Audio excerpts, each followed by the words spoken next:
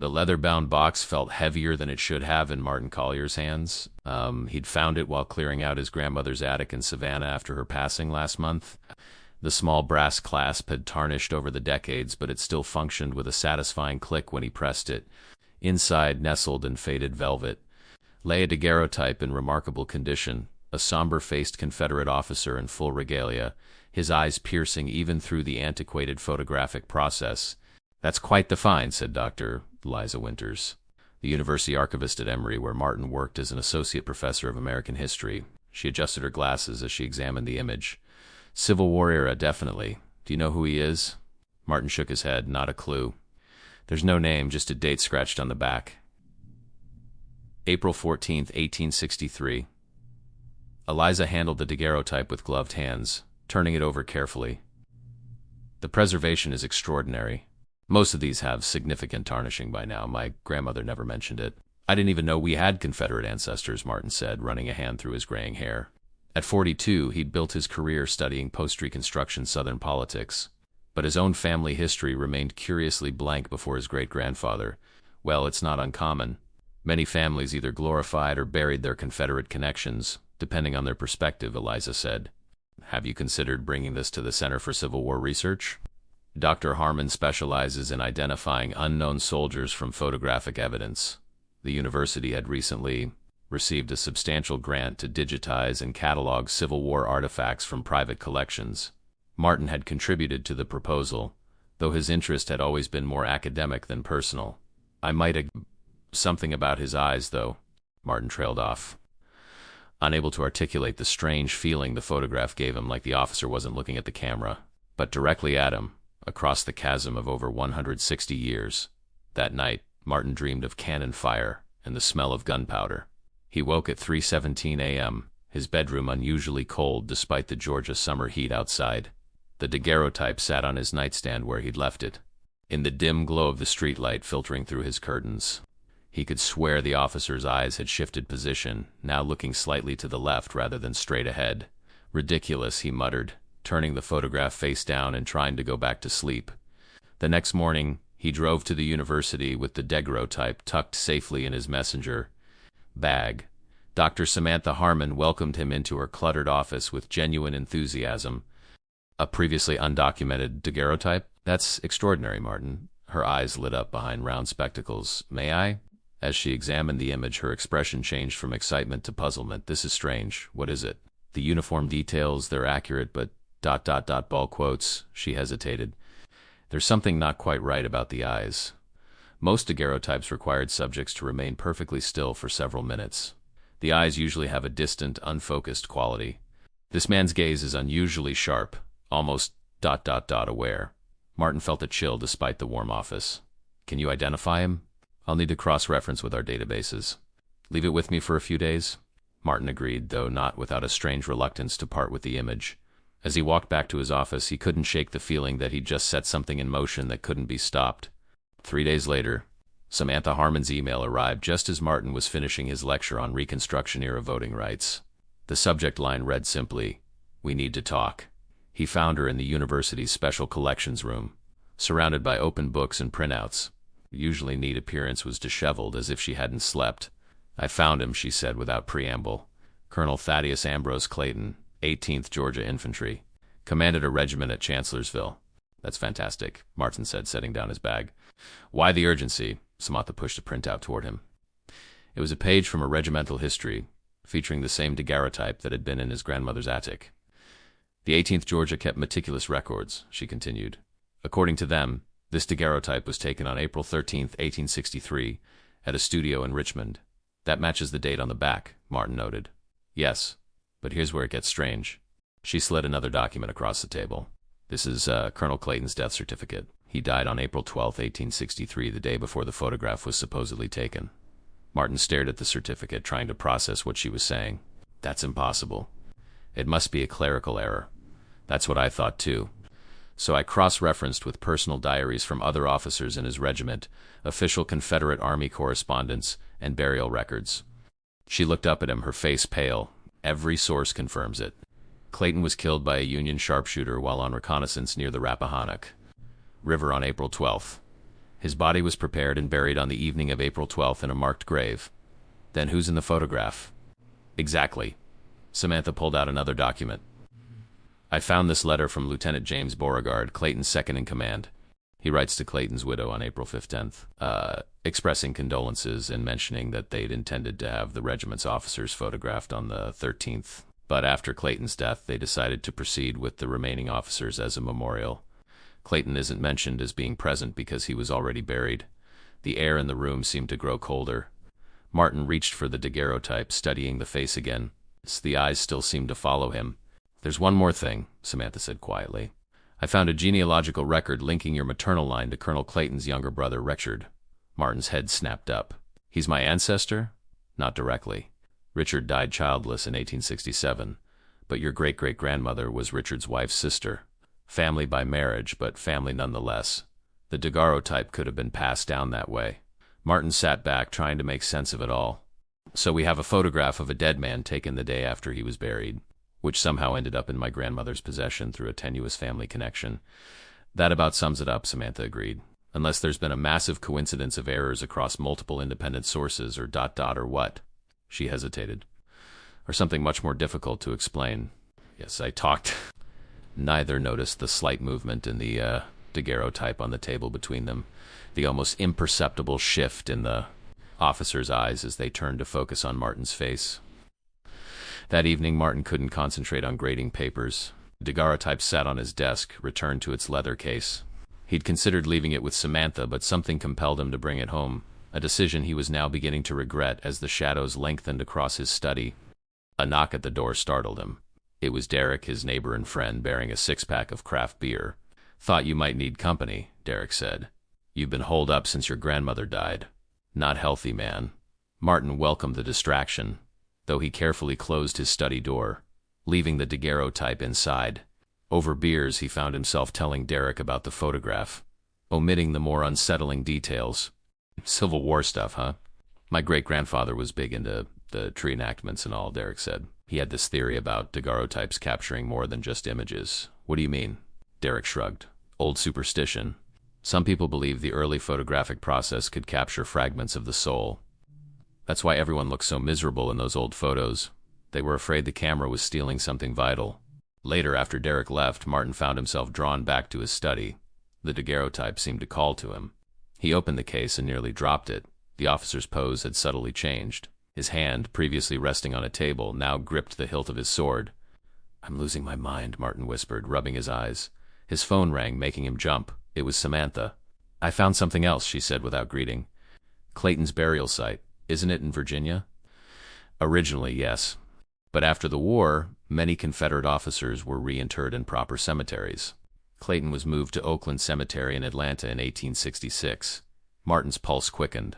Oakland was less than a 30-minute drive from his house. I'm going there tomorrow morning, Samantha continued. I'd like you to come with me. That night, Martin dreamed he was walking through a battlefield. The air was thick with smoke and the ground muddy with blood.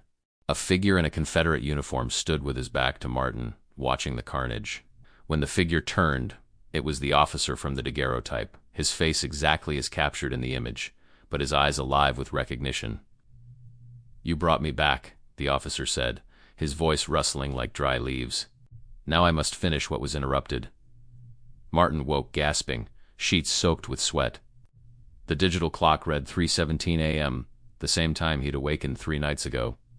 The room was freezing cold, his breath visible in the air. On his nightstand, the leather case lay open, but the daguerreotype was gone. Heart pounding, Martin turned on the light and searched frantically.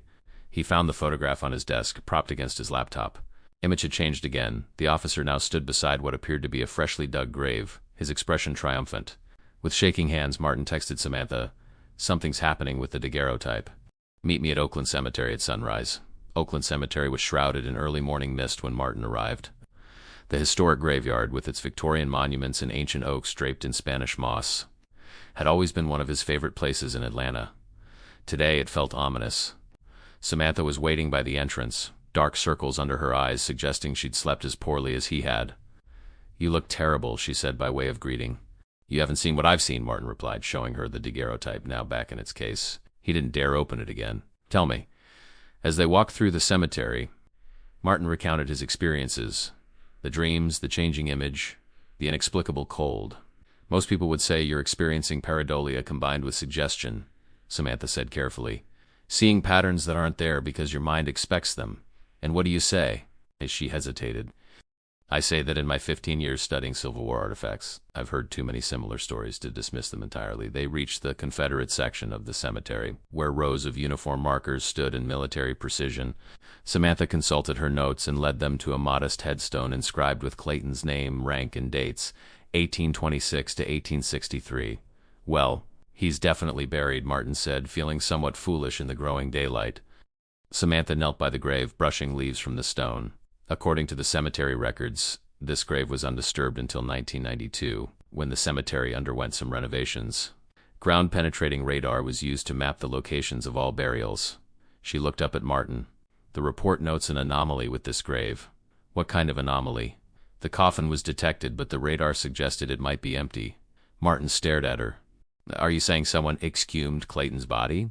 Not officially. There's no record of exhumation or reburial. The report was filed, but no further investigation was conducted. Budget cuts, apparently. Martin felt a compulsion to open the daguerreotype case. Despite his better judgment, he unlatched it. The image had changed again. Now the officer stood in what appeared to be a modern setting, though the details were blurry. Behind him was what looked like a university building. That's the history department, Samantha whispered, looking over his shoulder. That's Emory. As they stared at the image, the morning sun broke through the mist, casting their shadows across Clayton's grave. For a moment, Martin thought he saw a third shadow taller, wearing what appeared to be a military cap. We need to talk to Dr. Wilson, Samantha said suddenly. He was here during the 1992 renovation. If anyone knows more about this grave, it's him. As they hurried back to their cars, neither noticed the fresh footprints leading away from Clayton's grave, prints from boots of a style not worn for over a century and a half. Dr. Edward Wilson's retirement office at Emory was a time capsule of academic life, shelves overflowing with books, walls covered in maps and historical photographs, and a desk buried under papers despite the digital age having long arrived. The professor emeritus himself matched his surroundings, weathered, disorganized, but sharp-eyed at 78. He listened intently as Samantha explained their discovery, occasionally glancing at Martin with evident curiosity. The Clayton daguerreotype, Wilson mused, rolling the name on his tongue. Yes, I remember the grave anomaly report. Curious business. You didn't think it warranted investigation? Martin asked. Wilson's bushy eyebrows rose. On the contrary, I was quite insistent.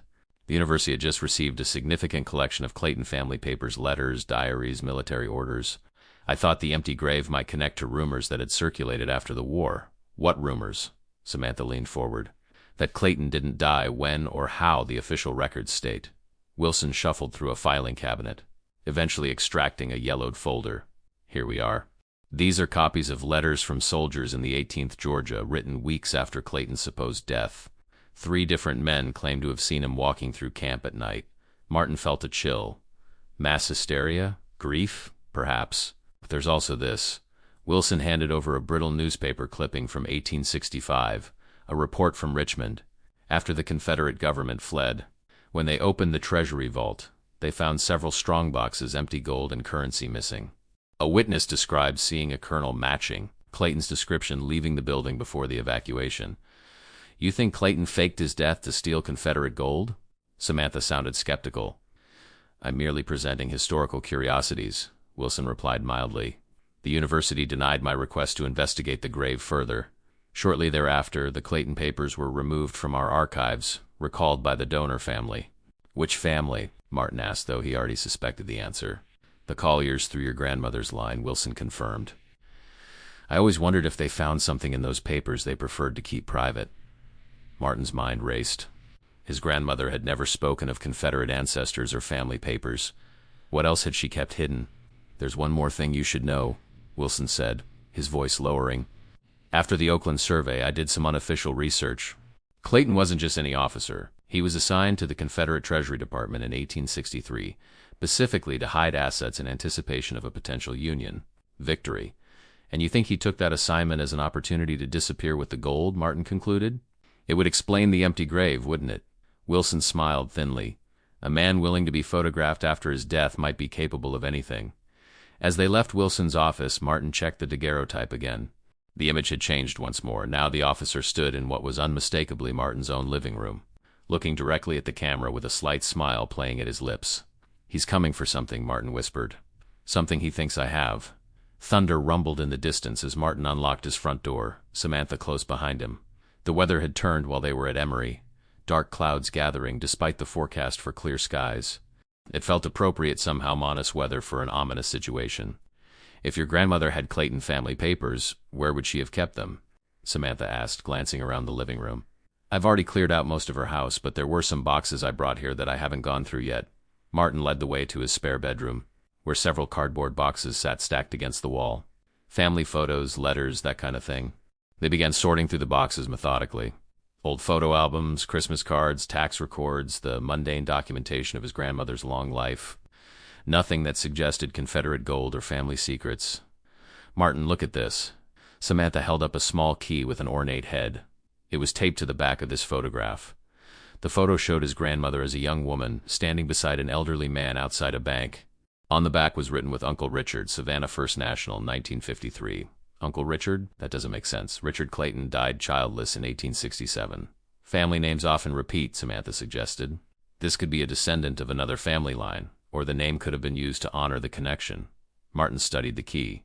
"This looks like a safe deposit box key." A crash from the living room made them both jump. Martin rushed out to find the leather case on the floor, opened the daguerreotype face up. The image had changed again. Colonel Clayton now appeared to be walking through a doorway, only partially visible in the frame. "He's not in the picture anymore," Samantha whispered. "He's a god. Double quotes here," finished a voice from the hallway. They turned to see a tall figure standing in the shadows.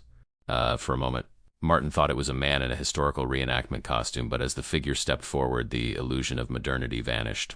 There was something subtly wrong about him, as if he were slightly out of focus or composed of particularly dense shadow. It was the man from the daguerreotype, down to the last detail of his uniform, though his eyes were far more alive than any photograph could capture. "Colonel Clayton, I presume," Martin said, surprised at the steadiness in his voice. The figure inclined his head slightly. "Professor Collier, Dr. Harmon, you've been most diligent in your research. How's this possible?" Samantha's voice shook. "The daguerreotype process captured more than most realized," Clayton replied, his voice oddly resonant, as if coming from everywhere and nowhere at once. "Silver plates, mercury vapor, iodine, and the right subject at the right moment. A man caught between life and death." "You weren't dead when the photograph was taken," Martin realized. "Not quite. The sharpshooter's bullet collapsed my lung. I was dying slowly. The photographer was an associate of mine, willing to document what we both believed would be my final hours." Clayton moved further into the room, his movements leaving strange after-images in the air. "But something happened during the process. My consciousness became divided. Part remained with my failing body, which did indeed perish. Part was captured in the silver." Thunder cracked directly overhead, and the lights flickered. In that moment of near darkness, Clayton seemed more solid, more present. "For over a century and a half, I've existed in that in-between state, aware but unable to act, until you found me, Professor. A blood relation, however distant, was all I needed to begin my return." "What do you want?" Martin demanded. Clayton's eyes fixed on the key in Martin's hand. "To finish what I started.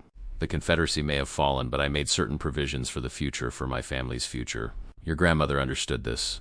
She protected my legacy." "The safe deposit box," Samantha murmured. "Indeed." Clayton smiled, the expression not reaching his eyes. "She maintained it faithfully, never using what it contained, honoring my instructions passed down through generations. And now, as the last of my bloodline, that duty falls to you." Martin felt the weight of history pressing down on him, not just the academic history he'd studied, but his own family's hidden past, entwined with secrets and perhaps betrayal. "And if I refuse?" Clayton's form seemed to flicker, becoming momentarily more spectral before solidifying again. "My dear Professor, what makes you think you have a choice?" Rain lashed against the windows as Martin drove through downtown Savannah, knuckles white on the steering wheel. In the passenger seat, Samantha kept glancing nervously at the back seat, where Colonel Clayton sat with unnatural stillness, his form occasionally seeming to waver like heat distortion over summer asphalt. "First National merged with SunTrust in the 80s, Martin said, breaking the tense silence. "The main branch downtown retained the original vault. Your grandmother was clever," Clayton observed. "Keeping the box in Savannah rather than Atlanta made it less likely that curious family members would stumble upon it." "What exactly did she know about you?" Martin asked, eyes meeting Clayton's in the rearview mirror. "Everything," Clayton replied simply. She was the seventh keeper. The responsibility passes to one chosen family member in each generation, someone with the right temperament. Temperament for what? Keeping a ghost's secrets? Clayton smiled thinly. For understanding the value of patience. Eleanor recognized that quality in you from an early age. Why do you think she encouraged your interest in history? The realization hit Martin like a physical blow. His academic career, his specialization in Southern history, had it all been subtly guided by his grandmother to prepare him for this role. They reached the bank as it was preparing to close. Clayton's form dissolved into shadow, his voice whispering in Martin's ear, "I'll be watching. Do not disappoint me." Inside, Martin presented the key and his identification to a skeptical manager. "This is a very old box, Mr. Collier," the woman said, checking her computer. "It's been in continuous possession of your family since 1866. There's quite a significant annual fee." "My grandmother took care of it," Martin said. "Yes, I see that. She prepaid for the next 20 years before her passing." The manager led them to the vault area. "You'll have privacy in the viewing room." The safe deposit box was larger than Martin had expected, not the small drawer he'd imagined, but a substantial metal case that required the manager's help to carry to the viewing room. When they were alone, Martin inserted the key with trembling fingers. Inside lay several items: a leather-bound journal with faded handwriting, a small canvas pouch that clinked when moved, a yellowed envelope, and most surprisingly, a modern flash drive. "Your grandmother's edition, no doubt," Samantha said, pointing to the drive. Martin opened the pouch first, pouring its contents onto the table. Gold coins gleamed under the fluorescent lights, double eagles minted before the Civil War. "That's just a taste," came Clayton's voice, though his form remained invisible. "Insurance for the keeper." The envelope contained a map of what appeared to be a rural property with an X marked at a specific location. Geographic notes in the margins suggested it was somewhere in the Georgia countryside. "Is this where the Confederate gold is buried?" Samantha asked. "Some of it," Clayton's voice admitted. "I was more methodical than that. Multiple caches, multiple locations. The journal contains the keys to finding them all." Martin opened the journal carefully. The first page bore an inscription: "To ensure the South shall rise again, when the time is right." "You were planning for a renewed Confederate uprising," Martin said, disgust evident in his voice. "Initially, perhaps." Clayton's voice seemed to come from everywhere and nowhere. "But as decades passed and I remained trapped in that silver plate, watching the world change through glimpses whenever the daguerreotype was viewed, my perspective evolved." Martin connected the flash drive to his phone. It contained a single video file, his grandmother, clearly in her final days, looking directly at the camera. "Martin," she began, her voice frail but determined, "if you're watching this, then you've met our family's oldest secret. Thaddeus Clayton has been our burden and our responsibility for generations. What began as Confederate loyalty became something more complicated over time. The gold he hid was blood money, stolen in a doomed cause for an unjust purpose. But it's also history, tangible evidence of a chapter in our national story that shouldn't be forgotten or erased." She paused, coughing slightly. "Each keeper has made their own decision about how to handle this legacy. Some maintained the secret out of fear. Others, like my father, out of misguided respect for our heritage. I chose a different path. The journal will tell you that most of the gold remains hidden, but that's no longer true. Over the past 50 years, I've quietly liquidated most of the caches, converting that tainted wealth into anonymous donations to civil rights organizations, historical preservation projects, and scholarships for African American students at Emory and other universities." Martin felt a surge of pride, quickly followed by apprehension as the temperature in the room plummeted. Clayton's form materialized, his face contorted with fury. "Betrayal," he hissed.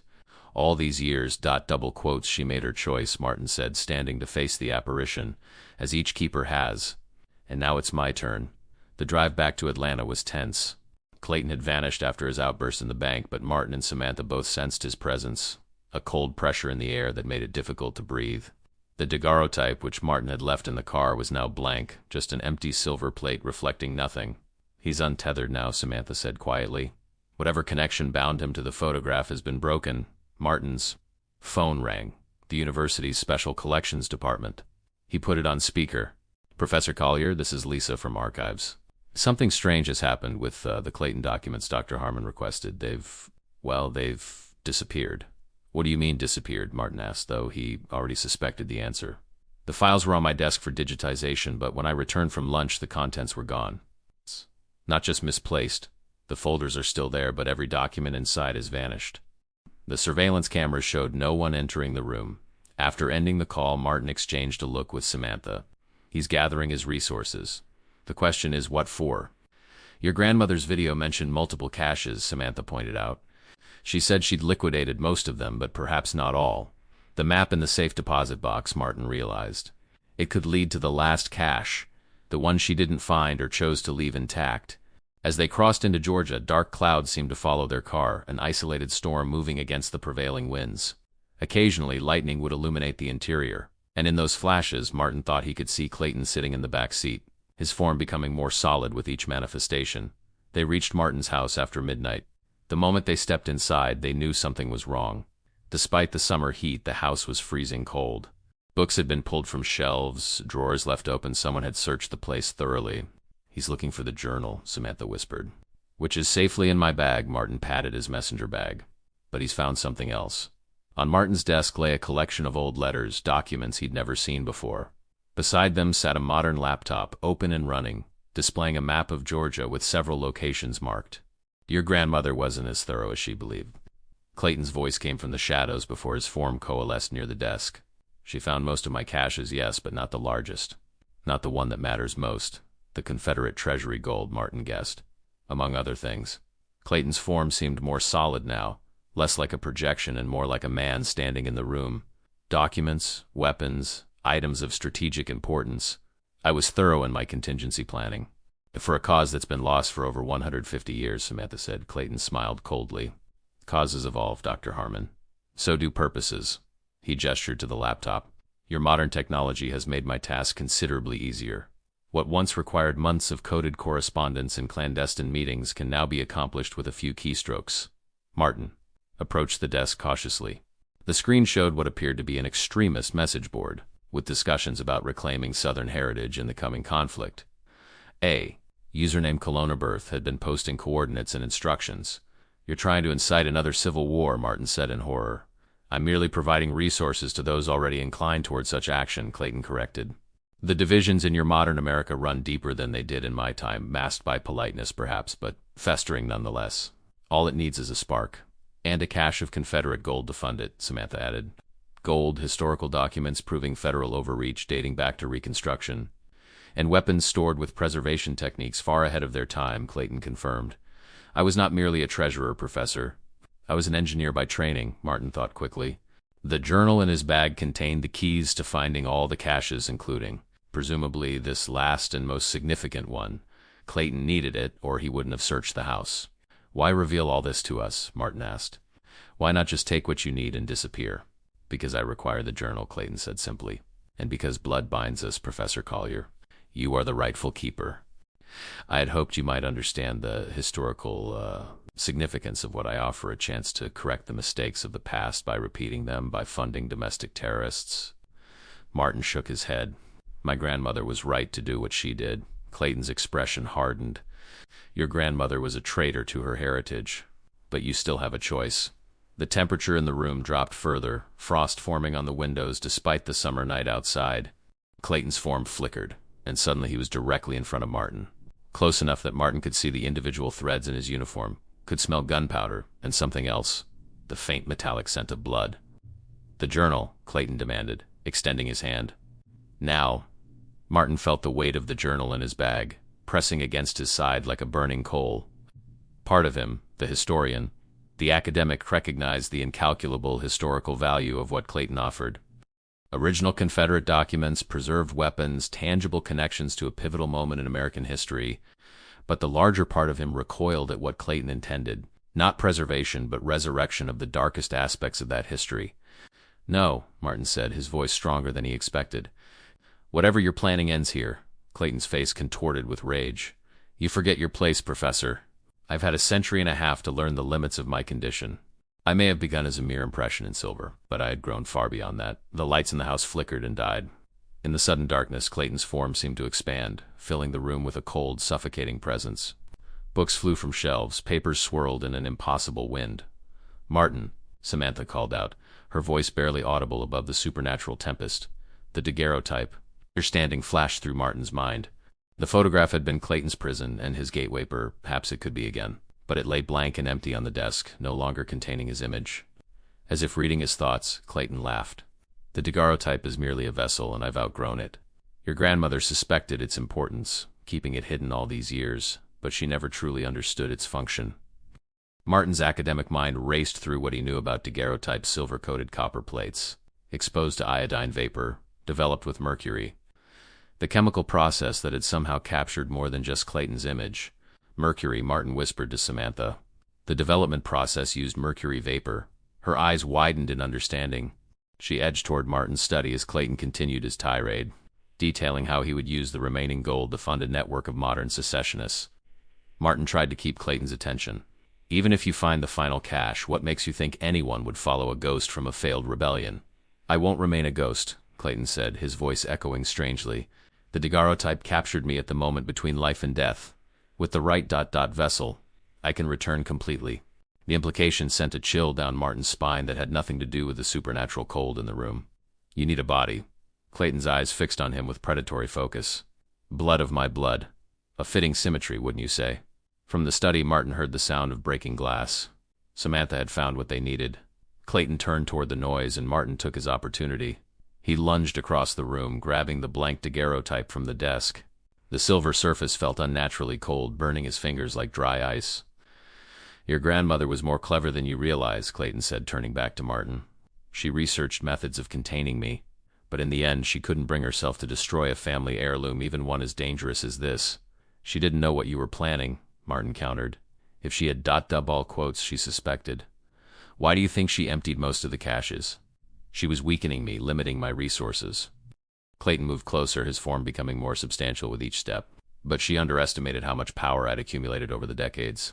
Every viewing of that photograph, every touch of human hands on the silver, all of it fed me, strengthened my connection to your world.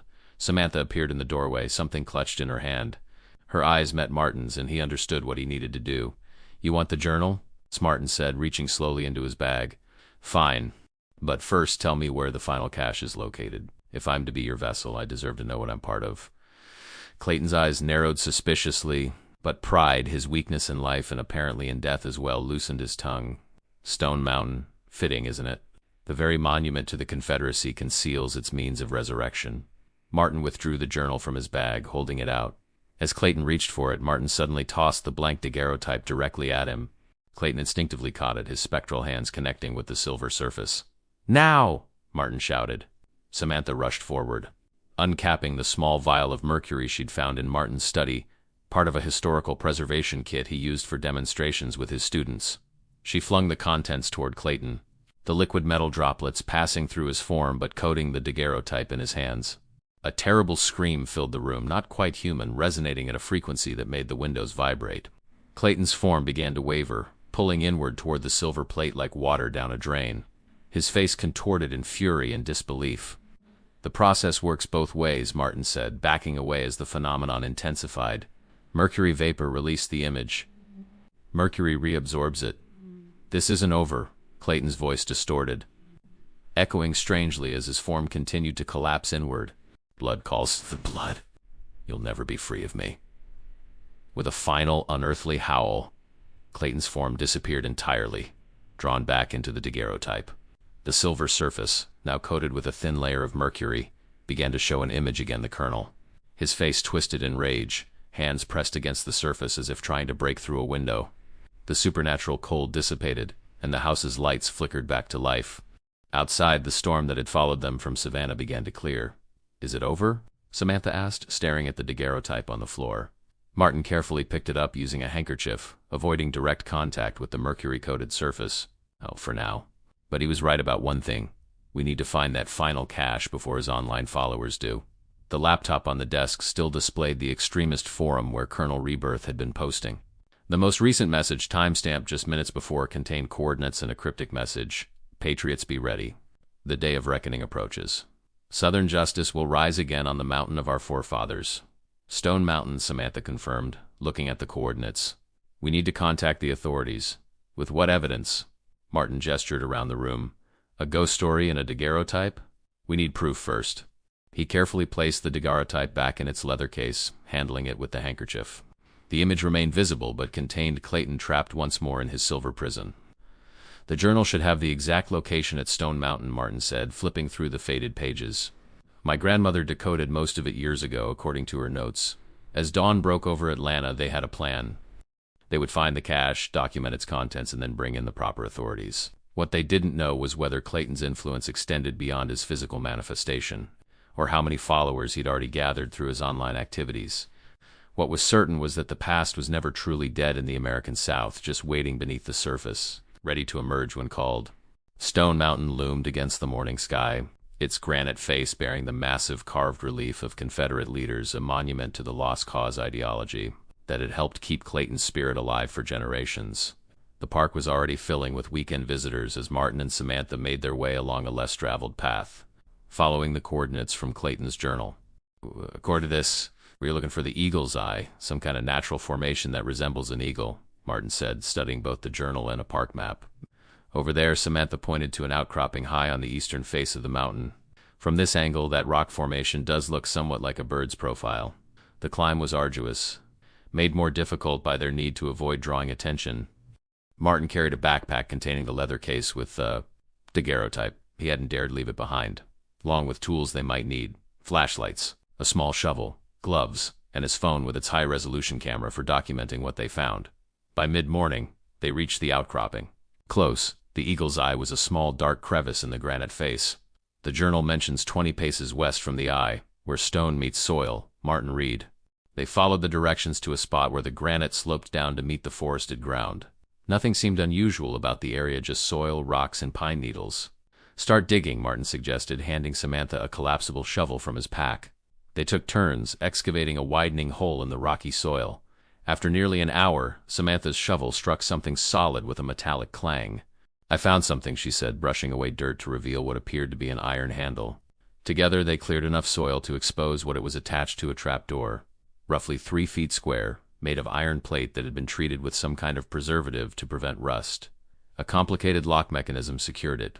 The journal mentioned a key sequence, Martin said, flipping pages.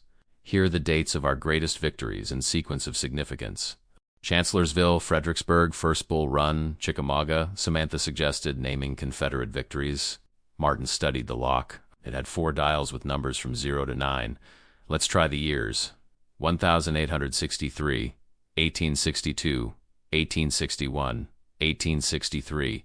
He rotated the dials to match the years. Nothing happened. Maybe it's the dates, not just the years, Samantha suggested.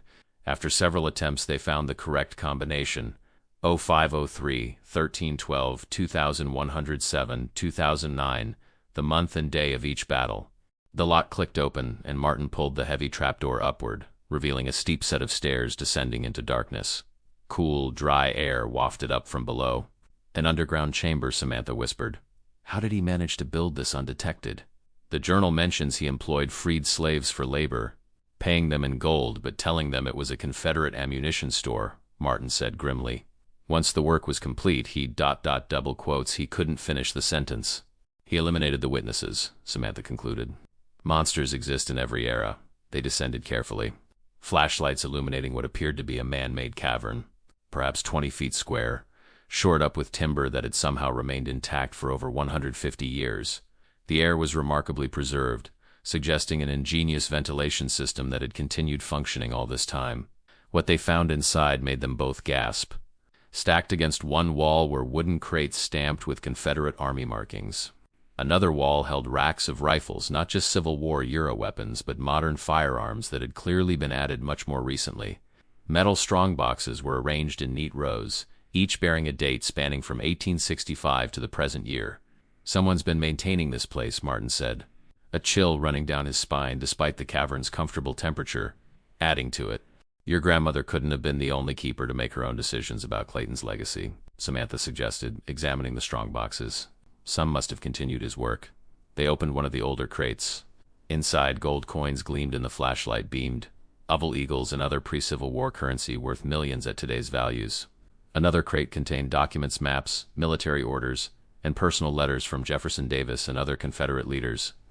The most disturbing discovery came in a modern metal cabinet at the back of the cavern. Inside were detailed plans for coordinated attacks on federal buildings across the South, lists of sympathizers in positions of power, and manifestos outlining a vision for a second Confederate States of America.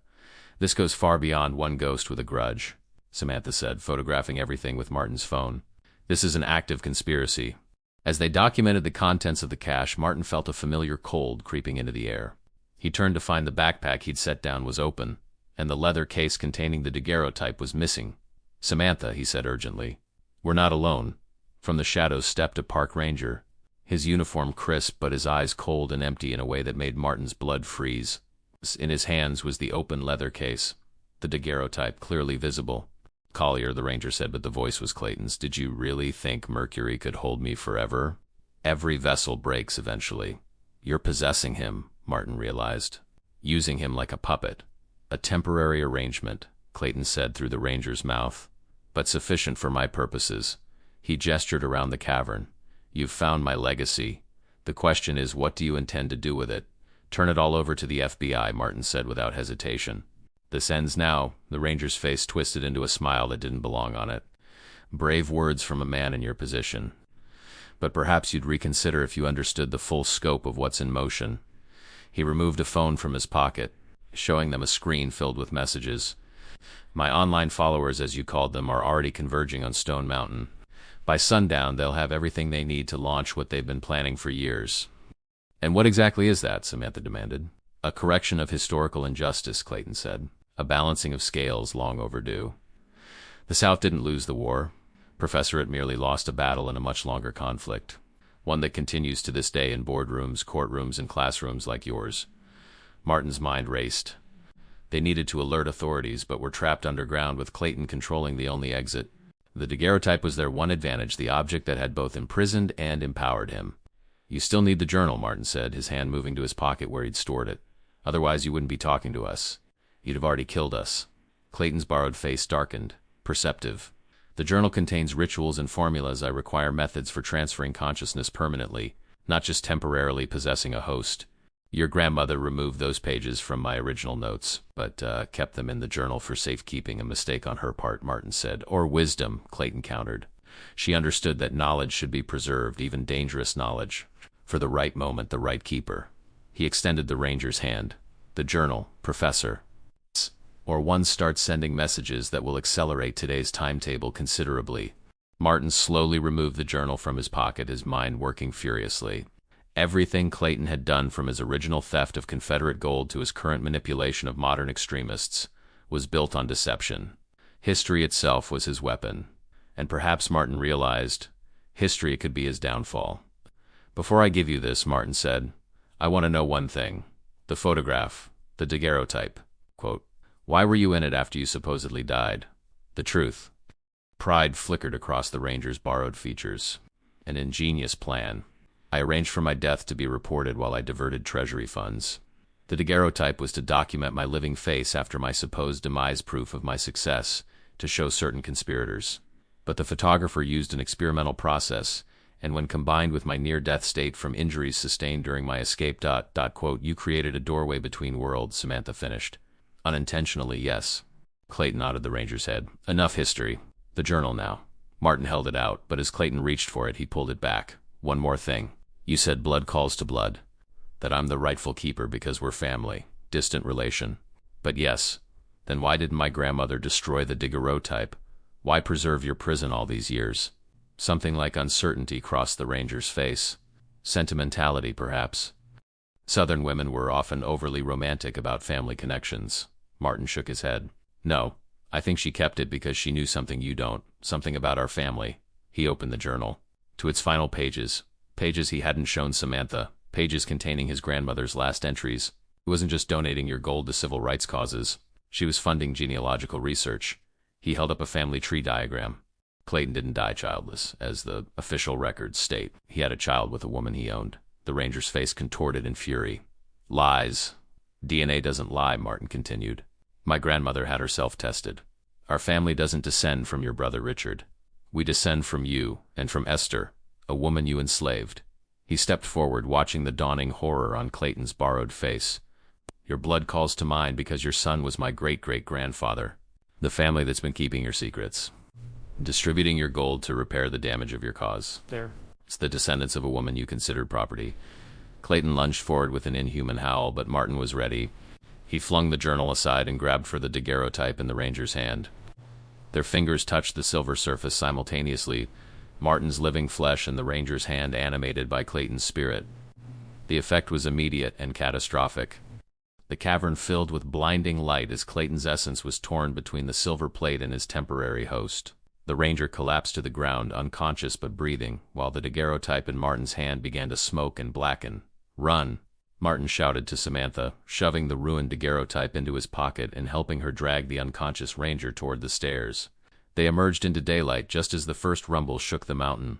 Behind them, the trapdoor collapsed inward as the ancient timbers finally gave way, burying Clayton's legacy under tons of Georgia granite.